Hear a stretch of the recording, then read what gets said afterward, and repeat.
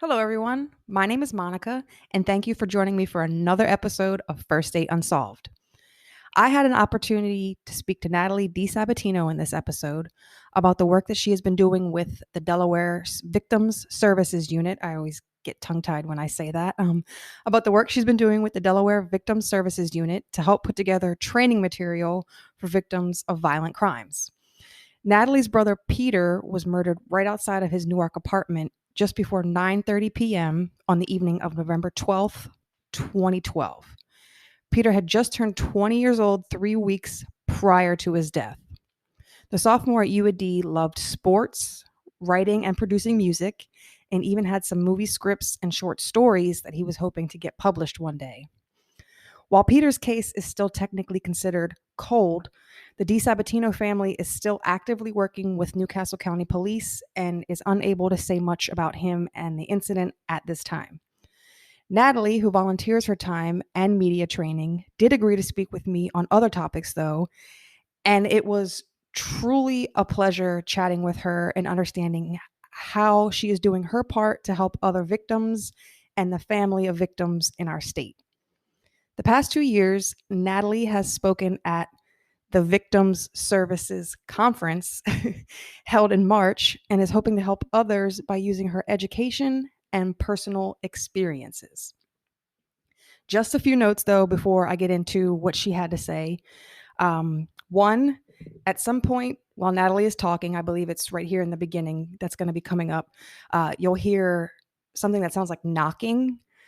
That is my fault. The poor audio quality is also my fault. I thought I would be able to hide in my bedroom and my animals wouldn't realize I was in there. But the knocking is Freya's tail hitting the door. It happens at least twice, maybe three times, but at least twice. And I'm sorry. Needless to say, I learned my lesson. I won't be recording at home anymore. Um, and another note is that this interview was conducted via Zoom. I thought I knew how to record in Zoom. Turns out I was also wrong about that. Um, the audio quality did cut out a few times. It did get spotty, but I did my best with what I had. This is a learning experience, and I didn't want to completely scrap everything and bother Natalie for another interview. So I just worked with what we had. But yeah, so this first part here is going to be Natalie talking about speaking at the conference and some material she's put together for the state and victim services to pass out. So the victim service conference that you spoke at, was that the one that was in March? Yes, it was actually my second time speaking at the conference, and I was so excited that they allowed me to come back. So the first time was in 2019, and I spoke a lot about the impact of violent crime on siblings. So we can talk about this another time, but essentially, as a part of the process, Peter's been gone for, it'll technically be 11 years in November. We were adult children when it happened, so I was 25 and my sister was 23 and Peter was 20. But throughout the process, everyone that we were working with in the investigation spoke to my parents, and my parents are divorced, and no one talked to us, right? So at that point in your life, although you're an adult, you're still kind of going through that coming of age, right? You're figuring out what you want to do for your career, you're figuring out who you want to live with or who you're in love with, do you want to get married, all of those things, so making some really definitive life choices. And I kind of felt like we were the forgotten victim. And when I would see people out in public or share my story, the first question people would ask us was, well, how are your parents doing? And no one ever asked me how my sister was doing. And I really resonated with me and thought, this is an opportunity to work with a population in Delaware and work with social workers and law enforcement to identify we need to figure out a way to make sure that we're working with these people as well too, because they're kind of the forgotten victim. And I even looked up to see if there was research in other countries, and the only information I could find was out of Australia that in fact a lot of siblings go through it, well, the a tragic loss like that more traumatically because they're the closest person to you genetically. Right. Yeah. And I thought that was really striking. So I talked about that a lot in 2019, and I was very proud to share that. So I actually called the Victim Services Department and said, hey, I have an idea for the conference this year. You might think it's crazy, but would you consider how advocates can support survivors with media engagement? And so I shared that throughout our experience, there were several touch points still continuing, like this interview, where families or individuals could be potentially speaking with media. And a lot of people aren't trained because why would they get training for this, right?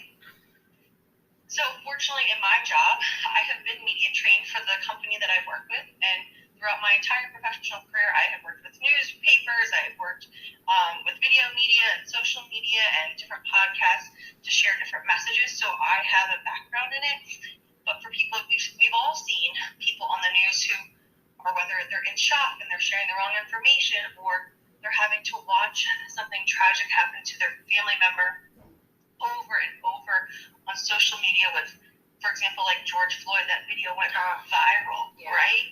So imagine being that family member and being approached not only by the traditional media, like news outlets, but also seeing it posted over and over again on social media, even if it's for an altruistic perspective and saying like this is wrong, and how can we support those people so they're able to make sure that they're prioritized in the interview, but also that they're getting the right message out as well. So I hosted a keynote session by myself talking about my family's experience, and then I also worked with the Newcastle County Public Information Officer, who is essentially the police officer who works with local media. At the Attorney General's office, they also have a public information officer. I worked with him and one of our victim service counselors who we worked with the past 11 years, and we did a panel and talked about it too. And so it was really a great opportunity to kind of hit both sides, the survivor and the law enforcement. And I think I'm by trade someone who likes to fix things, right? Part of my job is working in the community, identifying opportunities and finding solutions for those opportunities, or finding ways that we can work with those opportunities, right? Solutions is kind of not a great word anymore, but when I was thinking about the experience that my family had, I was like, what could be beneficial for people, right? When you're going through a tragedy like this, even if you're going through a car accident, you can't sit down in a conference room and have people train you on media training, right? Like, that's how I was trained, right? I was in a team meeting. We had our PR agency come in and train us. They recorded us so we could watch ourselves back. That's not the experience that we want someone who's gone through a traumatic event go through. But I thought, well, when you're a victim of a crime, whether personally, so, maybe it was a domestic violence situation, a sexual assault situation, or you're a family member of a homicide victim, they give you this information packet. And I was like, what if I could create a media toolkit for these people? It gets put in the packet so they have it, so that when they're flipping through all of their resources, so the victim donor information, like to give organs, they're talking about what kind of counselor they can go to, support groups, financial support. This toolkit could be in there. So I created a toolkit and passed it out to all of the providers at the conference, and they loved it. They were like, this is amazing. Yeah. So they're going to start using it and putting it in their kits, and it's pretty comprehensive. The one that I created, it's about 4 pages. So they asked that I kind of scale it back into a 1-pager and really distill it. So I'm still working on that. But I'm really proud to be doing it on behalf of my brother. That's something that I experienced. I was able to take it from tragedy to triumph. For anyone that is interested, the victim services conferences are free to attend, and registration usually takes place sometime in February. Natalie mentioned that another keynote speaker at this year's conference spoke about the different types of housing that is being implemented for the transient population here in Delaware, as well as housing for victims of domestic violence.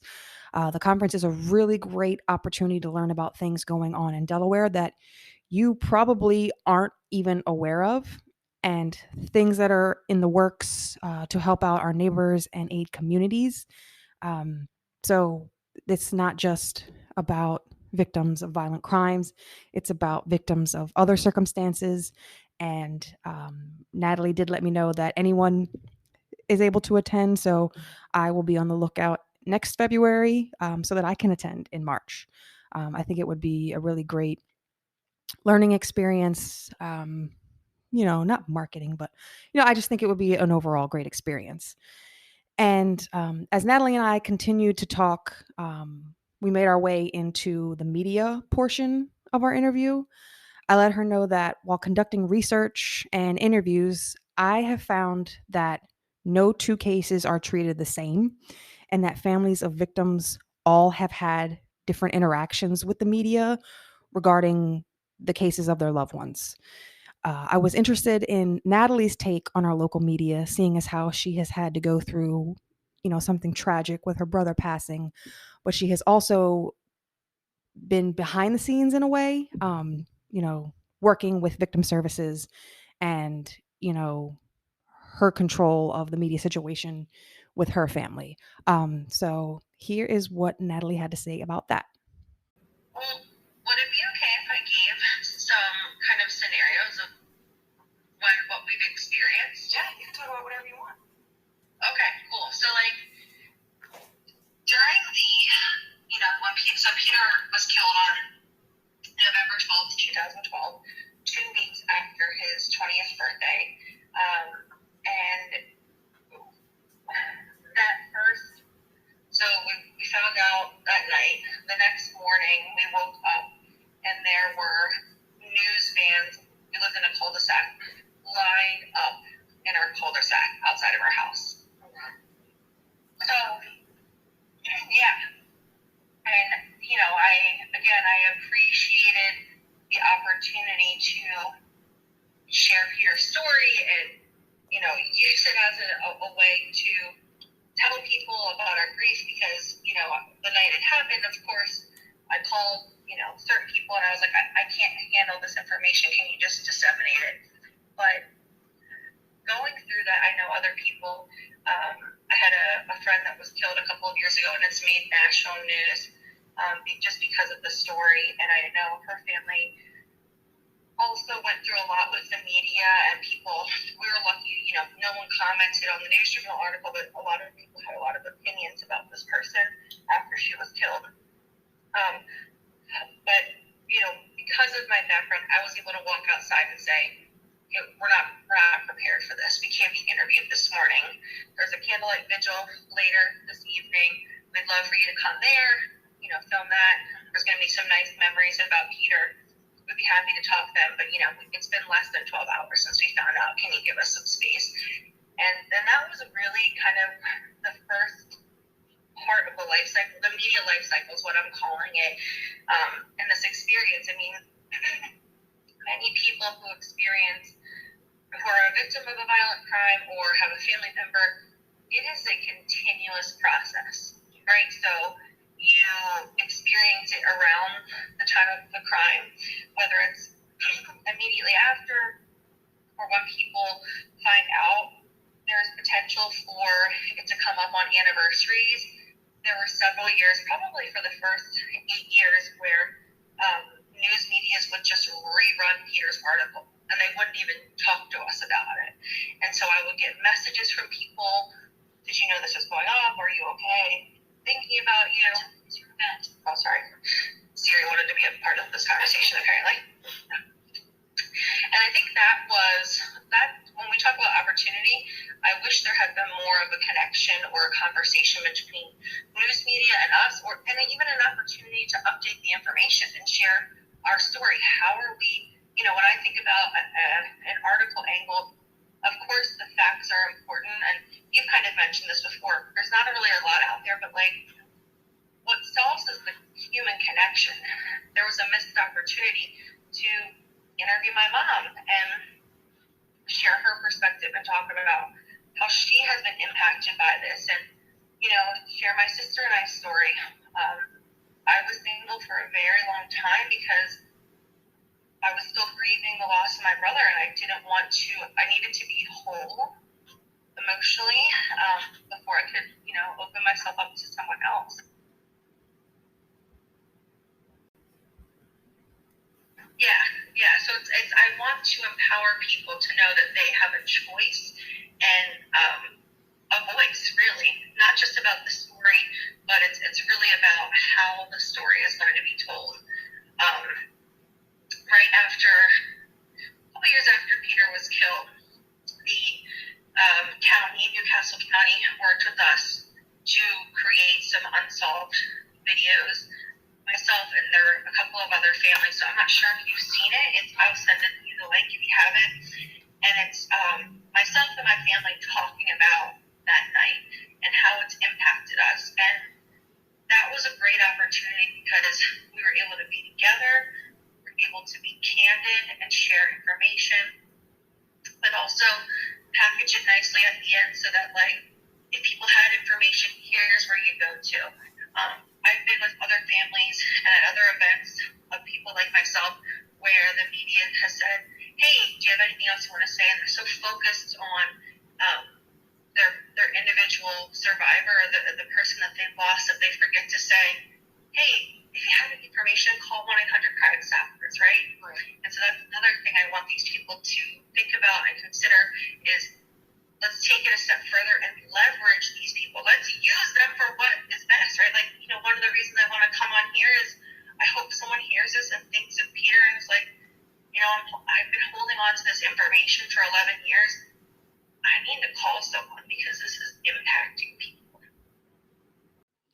If you have any questions for Natalie regarding her work, or if you are in a situation where you would like to utilize the Victim Services Task Force or the media, local media, but you're just not sure where to start, you can email her at delawarenatalie@gmail.com. She is also on Facebook, Instagram, and TikTok. That is actually how I found her on Facebook. So thank you, Natalie, for responding. And as always, if you have any information pertaining to Peter's case or any other case, please contact the Delaware Crime Stoppers at 800-847-3333 or by going to their website. I will also be including the video that Natalie mentions of her and her family in the show notes, as well as articles pertaining to Peter and his death. Again, it was a pleasure speaking with Natalie, and I want to thank her for being my first official interview. I really appreciate her faith and her family's faith in me and my podcast, and I really hope that her family and Peter see justice very, very soon. Thank you so much for listening, and if you thought nothing ever happened here, you thought wrong. I am so thankful, and I know my family is too, to the opportunity to speak with someone like you and just share, even though it's not the details. And hey, I get it. We've talked about it. I'm a big true crime fan myself, and that's kind of why I'm able to have both feet in both camps, right? So I'm able to understand both sides of the picture, and listening to podcasts like yours helps me think of other ways to help families like ours.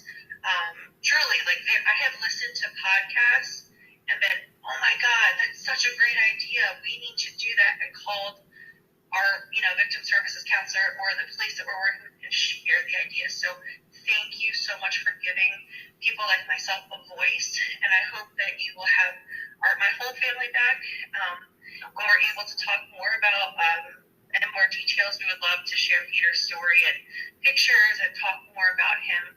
And I'm just thankful that you've given us a platform, truly.